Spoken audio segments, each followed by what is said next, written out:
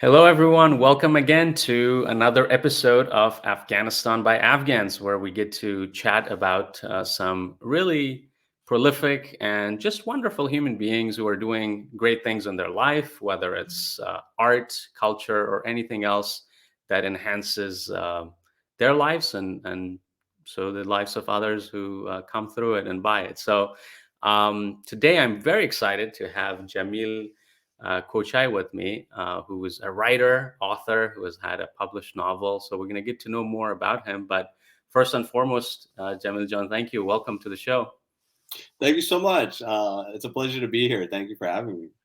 Yeah. So I kind of start, we got to all start from the roots, from the beginning. What was, where did you grow up? Where were you born? And what the journey was like coming to the States? Yeah, so I grew up in Peshawar, Pakistan, in the refugee camps over there. My father had come over. He'd married my mother, and then we were having trouble sort of getting visas to get back into the States. So I spent the first year and a half of my life in Peshawar. I was too little to remember anything, but I heard a lot of stories about how mischievous I was, and how I used to, run around the camps and get muddied all the time. And apparently I was a really bad kid. I was quite a handful. And then so we came over to the States. We were in the Bay Area for quite a few years at first in Hayward, California, and then from there, eventually, I was about 6 years old, I think, when we moved to Sacramento for the first time, and that's where I'd spent most of my life since then. And what's funny is that growing up, I was like entirely like in a Pashtun household. So my father was always away at work, and I was living with my mother and my grandmother and my two aunts. All of them spoke nothing but Pashto in the house. My mother occasionally Farsi, but mostly it was Pashto. So when I grew up, and I don't know, like we didn't have access to like television or what it was, but I knew no English whatsoever throughout like the first 5 years of my life. And so when I entered elementary school for the first time, I was basically just like, this little Afghan kid who didn't know any English whatsoever. I only spoke Pashto and a little bit of Farsi. And so it was quite a struggle those first few years in school, adjusting to like picking up the language on the fly, figuring out things about like the culture and making friends and all those things. It was I remember it being very difficult as a child. Wow, that's amazing. You skipped through the whole camp, but I want to do go back a little bit about, Yeah, there are millions of Afghans who live in their neighboring countries, mostly Pakistan and Afghanistan. I think in Pakistan it must be around 5 million or so or more. You may know the yeah. numbers, but how did your family end up in a camp? Well, so what happened was, both my mother and my father, they came from the same village in Logar in Afghanistan, and so in '82, I believe it was. That's when the fighting from the Soviet war got really intense in our village in particular. And so I Hmm. remember my mother and my father both telling me that like it got to the point where there were just bombings every single day, and there were just people getting killed, and there were these massacres occurring. And my father's family especially, they tried to stick it out as long as they could. My grandfather is a very proud sort of old Pashtun man. He fought against the English in the Anglo-Afghan wars. And my father was also, he'd been a mujahideen in Logar.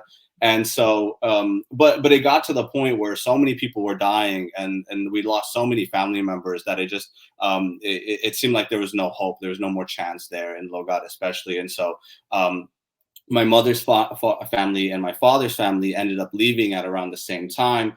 They ended up in the refugee camps in Peshawar. From that point, though, my father's family managed to actually like get a visa. They found a way to get into the States, and so my Hmm. father was residing in the States for about 10 years or so, maybe a little less, before he came back to Peshawar for the purposes of marrying my mother. And so Right. they got married. Shortly afterward, they filled out the paperwork, to get her into the States. But then there ended up being some issues with that, and so it ended up being much later. And so that's why I ended up being born in Peshawar, and I lived there for the Mhm. first year and a half before everything was resolved with our paperwork. Right, right, right. Well, and coming back to your kind of childhood growing up here, what was it like, other than, of course, going to school and saying, "Oh, these are not the languages. These are not dodai does not mean bread here in this school." That's the Pashto word for bread. Yeah. Um, other than that, like, in your later years, how did that transition into kind of with the dual identity? How did you kind of come to bring the two together? Well, I mean, largely, I can't complain too much about like how my childhood went about. I grew up in a very loving household. I had cousins to visit in Fremont, and I had like, my little brothers and sisters, and my mother and father, my aunts, and my grandmother. Always were very loving, and so. But I do have to say it was difficult at school at certain points. When I entered elementary school for the first time, I did face a bit of like discrimination, not only from the students who I couldn't speak with them, I couldn't communicate with them, so I wasn't making any friends. But then at the same time, like there was also a bit of discrimination from the teachers as well, who were sort of signaling me out because I couldn't understand the language, and I guess there just weren't the resources available then that there are now in terms of like second ESL. English yeah, exactly. Hmm. And so that was difficult at times. I remember once I got the hang of the English language, I had this teacher in second grade, Miss Lung, who at that point we'd actually gone back to Afghanistan when I was 6 years old in '99, and pretty much everything that I'd learned during kindergarten and first grade I'd forgotten over the course of this summer that we'd spent in Logar. And so I came back to school. I was in second grade and I'd completely forgotten my alphabets, my everything. So I'm entering the second grade, and at this point, like I'm supposed to be reading at this point. I'm supposed to be picking up the language. There's like these sort of like more advanced stuff I have accomplished by this point. None of it. And so Miss Long, God bless her, she spent every single day with me after school for an entire year, and sort of just like was able to sort of reteach me the English language over the course of this year, so that by the time that I entered third grade, I was like, I was winning awards for reading. I was sort of ahead of the. I was a bit advanced when it came to reading and writing, and by that point, when I'm getting around to like fourth, fifth grade, I developed like this really strong, love affair with reading as well. I picked up the Harry Potter books for the first time, and I was reading the Lord of the Ring books for the first time. And I was like 9 years old, but I was like devouring these huge novels, and I absolutely loved it. Just being able to like enter these different worlds, and to get to know these other characters. And so that love affair with literature for me began quite early. Um, Hmm. so I enjoyed school. I enjoyed reading. I really loved learning and these sorts of things. But then, right when I'm around 9 years old in fourth grade, this 2001 9/11 occurs, and then at that point, the sort of the discrimination that Muslims and Afghans were feeling the street, it like ratchets up quite a bit, right? And so there's these just new forms of bullying that are occurring. I'm getting called terrorist at school. I'm getting called Osama bin Laden at school, Al Qaeda, all these things. That was also difficult at times. I got through it. It wasn't something that became like too severe of an issue for me. I was still able to make friends, and I got through my classes and all these sorts of things. But when it came to this idea like forming like an identity in particular, I just remember feeling so alienated throughout those years as a very young child, by what I was seeing in the news, by what I was experiencing in my day-to-day life, that from a very young age I never felt like an American. I never felt like I actually belonged in this country. And that's sort of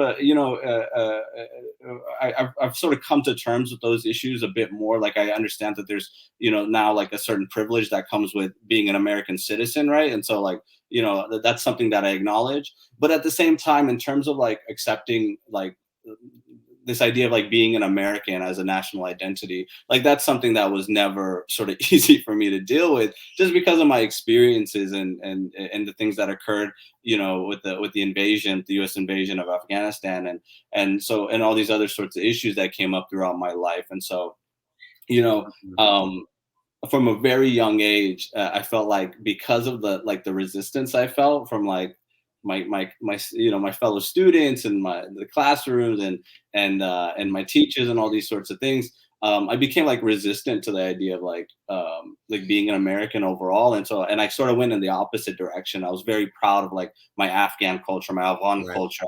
My dad's also he's a very proud Pashtun man, and I clung to that a great deal, and I was Interesting. like, the Okay. Afghans are we're the undefeated country, we're the graveyard of empires, where this and that, we're warrior people, we're strong people, and that's what I sort of clung to for a long time, and Hmm. even now, I'm very proud of that Of heritage. I'm course. very proud of that lineage as well. But I think when it comes to like the concept of like nationalism overall, like the sort of the research and the studying I've done into that, like it's become much more, I'm not so attached to it anymore, I would say. Right. Right.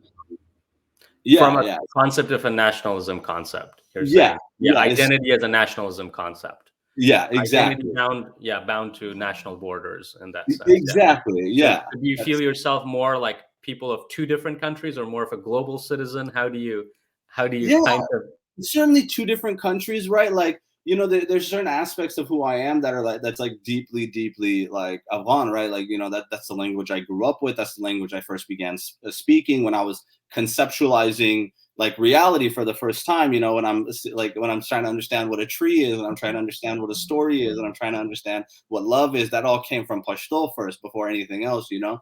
And in terms of what I eat and how I speak and all these different things, my religion as well, right? Like that's so deeply tied to Afghanistan. But at the same time, like there are aspects of myself that are like deeply, deeply American. I love basketball, I love football, I love hip hop music. These are like essential aspects of like who I am now, and what goes into my writing and to my art as Right. well. And so it's exactly as you put Yeah. it, right? Like I don't feel like it's so necessary to like restrict yourselves within specific national borders, especially since I was going back and forth so much between these two different nations. Yeah. Yeah, it's a common thing between people who are refugees or moving back and forth or have dual identities. And Yeah. you kind of pointed out to your writing, other than Harry Potter and Lord of the Rings, what kind of inspired you, or what could be the inspirational roots of your writing? What made you go into it as a career? Well, I mean, besides like the books I was reading early on, I grew up in a household that was just filled with incredible storytellers. My mother, my grandmother, my father, my aunts as well. Like they were all just these really spectacular storytellers, and they all had, because of their experiences in Afghanistan before the war and during the war, and then their journey out of the country, and then coming to America for the first time. Like they're just jam packed with these incredible, vivid, beautiful, sorrowful, and oftentimes funny stories. And so for me, once I began writing, like this issue, I've dealt with writer's block in different ways, in terms of like I'm not being sure like where to go next with a sentence or with a story or something like that. But in terms of like actual material for my writing, like that's never been an issue for me, because I grew up in this household that it was just stories all the time, over dinner, while we're drinking chai, when we're going on trips. And so for me, like it's really it's sort of this balancing out between these fantasy novels I used to read as a child, but then also like this oral tradition of storytelling that I grew up with, that's like deeply, deeply influenced how I tell stories now.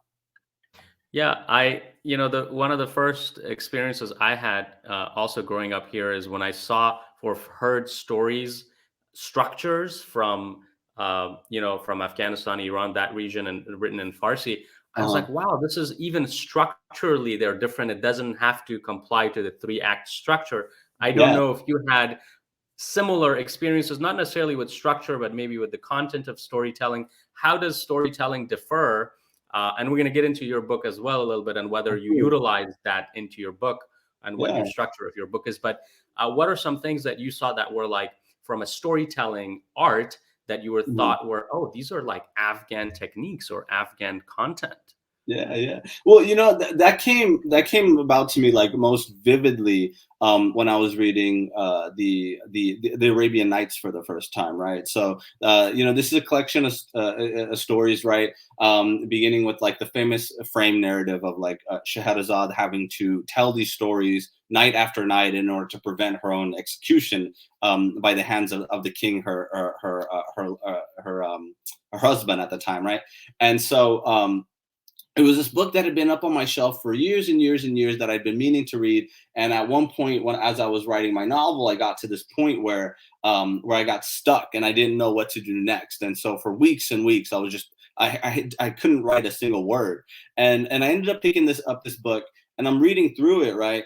And it was just this incredibly fascinating experience of first of all coming into contact with these stories that I'd like heard all my life from my parents, and that I didn't know were like these like epic stories that were like incredibly famous and that had been included in this text.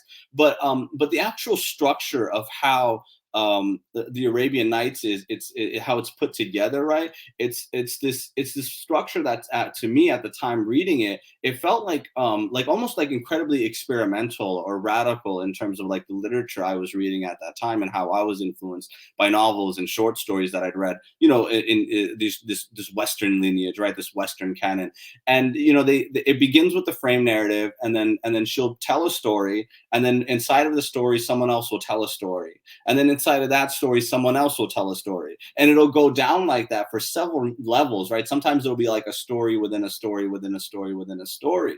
And it was fascinating to me, and it was exhilarating, and it was inspirational, because that was something that, like, when my parents told stories, it was something that they often did. They would begin with the story, and then they would end up telling someone else's story, and then sometimes even within that they would tell someone else's story, right? So Right, I was right, like, I was coming into contact with like this ancient text, this famous legendary text, but it was like echoing these things that I'd experienced in my own daily life. And so that was one of those instances where reading that in particular, that form of the story within the story within the story, the sort of oral narrative form, hmm, that really reshaped how I ended up writing my novel altogether. Where in the right, right, beginning, I had shaped the novel in terms of like this very traditional sort of adventure narrative. Something like, just like like this boy's tale of them going off in search of some objective, right? But right. but then after I read the Arabian Nights, my whole perspective on how to structure and shape my novel, it shifted, and all of a sudden, instead of always looking for the next event or the next action, I was looking for the next story within the story, and I it see. just completely opened up the novel for me in a different way. The Arabian Nights was not written by Afghans. Who is, or was it? I don't know about So, it. so It was written by an Arab, I thought. it's actually the author of the Arabian Nights. It's not known who exactly wrote it, but the Oh, okay. stories, yeah, but the stories within the Arabian Nights, it's a really fascinating, incredible text for this reason. But the stories they come from India, they come from Pakistan, they come from Iran, they come from what is now Right. Afghanistan. And then they also come from the areas that are now I see. Okay. Saudi and these lands as well. So it's a book that in and of itself is very it's very transnational. It's very Mhm. it's not restricted to any like sense of a boundary of borders, right? Okay, okay, Yeah. okay. That's great. That's good. That tells you my my limitations on literature. I should know that. If I'm talking to an author and talking about his influences. But now getting to your own book, you've kind of named it after Logar, the birthplace of your parents. Tell us a Yeah. little bit about kind of the story, or what the story of the book actually is, and then we'll get into how you wrote it and all that. Yeah, so in 2005, when I was 12 years old, my family and I, we went back to Logar. It had been 6 years since we visited the last time, and I spent this 3 month period, almost 4 month period, in the summer of 2005 in Logar. And it was just this really eventful, like beloved, precious time in my life. I went to Logar, and I was feeling sort of anxious about returning to the village for the first time after so many years, and seeing my family members and seeing my cousins after all these years. And as soon as they got there, it was just this immense feeling of being accepted, of being loved, of being, I was there for them, and I never felt at any point like I didn't belong. I mean, there were points where I did feel that like on my own, but it wasn't ever because of anything that they did, right? And so, and it was a sense of acceptance that like I'd never experienced in the States, for example, right? And so when I got there, it was just, we were in the countryside, and it's incredibly beautiful village. There's these orchards sprinkled all over the village, and then these beautiful golden fields of wheat, and then in the distance the Black Mountains would always looming over us. And so and then there was these like gorgeous streams that would be trickling all throughout the village as well. And we spent so much of that time just fishing and running, exploring the village and climbing the mountains and doing all these sorts of things. And so it was an incredibly, it was a series of memories and events that stuck with me throughout my life. And in particular, there was this one time where my mother's family, they had a guard dog in the compound named Budabash. And he was this really vicious, powerful, strong, fearsome guard dog. Then the first time I went up to it, I wanted to play with him, and like just viciously snapped at me, almost tried to eat me, and so very quickly we sort of I developed like he became my enemy there when I was 12 years old. And but a few weeks into the trip, my guard dog Budabash, he somehow he broke out of his like iron chain. He leapt over like this 12-foot high wall in our compound, and he went off into the village, right? And so my uncles and my cousins and everyone, they're all panicking because they were worried that the Budabash was going to attack someone, or he was gonna kill someone's sheep or something like that. He was a very vicious dog. And so they all went out in search of Budabash, and they told my little cousins and I to stay behind at the house in case he came back. And so as soon as they left, we left as well. And it got to this certain point, we're searching for Budabash in the village, and night was beginning to fall, and I got really scared. I was like, I think I want to go back. And so my cousins were like, well, just stay underneath this tree, this mulberry tree in the middle of the village, and we're gonna do a little bit more searching, and then we'll come back to get you. And so I remember, I was sitting underneath this mulberry tree by myself in the middle of Logar, and the sun is setting, and this like beautiful purplish hue was falling over the land, over the trees and the fields and the gardens and the streams and the mountains in the distance. And it was this image that it stuck with me for the rest of my life. When I was going to school, when I was daydreaming, when I got stuck in traffic or anything like that, this vision of Logar would come back to me, and it just seemed to me like there was a story there to be told. And so when I started writing, seriously the first time, I went back to these images and to these memories, and I asked myself, like, what would have happened if I hadn't been afraid of that journey, if I went off in search of Budabash with my cousins. And that was sort of the initiating incident of the novel itself. And from that point on, so it's rooted in this memory, in this series of memories that I had in Logar. But then through like, the lens of the fictional novel itself, I was able to take it into different directions and do different things with it. But that's how the novel really started. Okay, so it's semi-autobiographical and kind of a thing, and structurally it goes into it one story, or how does or what is the story? That was the question, but you went into my answering my second question, which would be what inspired it or how. But going back to the novel, what exactly is the story? So basically, it starts off with that sort of that initiating incident. The guard dog Budabash, he escapes out into the village, and this group of young boys, one of them is an Afghan-American. He's coming back to the village for the first time after many years. He goes off with his uncles and cousins from the village, and they search for Budabash. And then along the way, they encounter soldiers, they encounter other villagers, they encounter members of the Taliban, and along the way, as they're searching for this dog, and then sort of just going through like the daily incidents, the daily events of the village itself.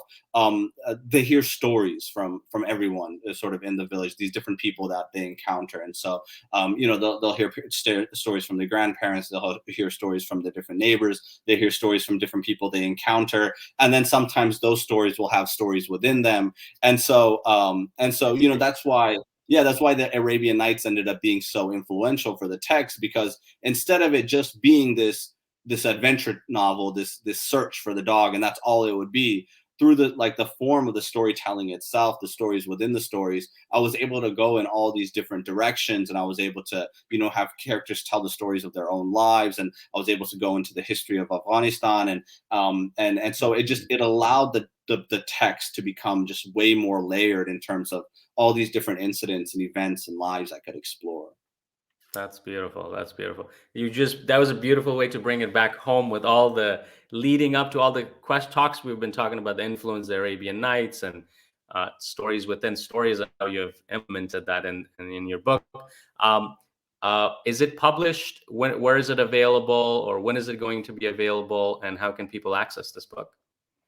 So 99 Nights in Logar was published in 2019, and so it's available on Amazon. You could get it on bookshop.org. If you really like online shopping, that's what I would recommend, bookshop.org, because it'll support your local bookstores as well.